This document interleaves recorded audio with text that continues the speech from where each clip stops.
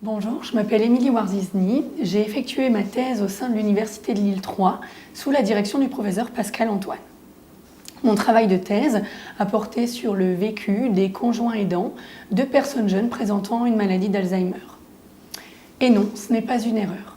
Il y a bien aujourd'hui en France 33 000 personnes de moins de 65 ans présentant une maladie d'Alzheimer. Ces personnes sont le plus souvent accompagnées au quotidien par leurs conjoints. Et si l'on connaît bien la situation des personnes malades âgées et de leurs aidants, la situation des couples jeunes est bien moins documentée. C'est pourquoi l'objectif de ma thèse était d'évaluer la situation psychosociale des conjoints aidants de personnes malades jeunes et l'impact de la maladie sur la vie de couple. Ainsi, nous avons fait passer des questionnaires à 125 conjoints aidants et à l'aide d'un entretien semi-structuré, nous avons rencontré 78 conjoints aidants et 16 couples jeunes. Les analyses qualitatives et quantitatives nous ont permis de mettre en évidence différentes phases dans l'appréhension de la maladie. Phase 1, cette phase est significativement plus longue dans le cadre de la maladie précoce et débute avec l'apparition des premiers signes. Les deux partenaires vont chercher à comprendre les changements de comportement observés, qualifiés de bizarres et d'étranges.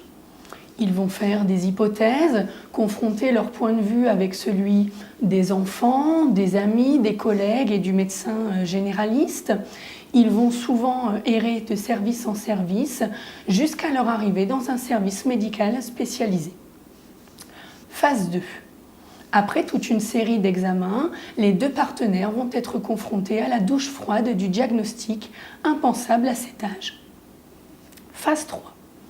Durant cette phase vont alterner des moments d'évitement et de mise à distance de la maladie avec des moments où l'aidant, épuisé, dépassé, va pouvoir demander de l'aide.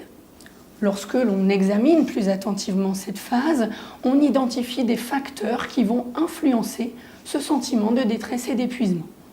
Des facteurs de protection, tels que se sentir préparé et confiant dans son nouveau rôle et être dans une relation de couple de bonne qualité. Et des facteurs aggravants, tels que la présence de conflits familiaux liés aux décisions de soins, un manque de support social et institutionnel et une mauvaise perception de sa santé. Une attention particulière sera donnée à la qualité de la relation de couple et au support institutionnel et administratif dans le cadre de la maladie précoce.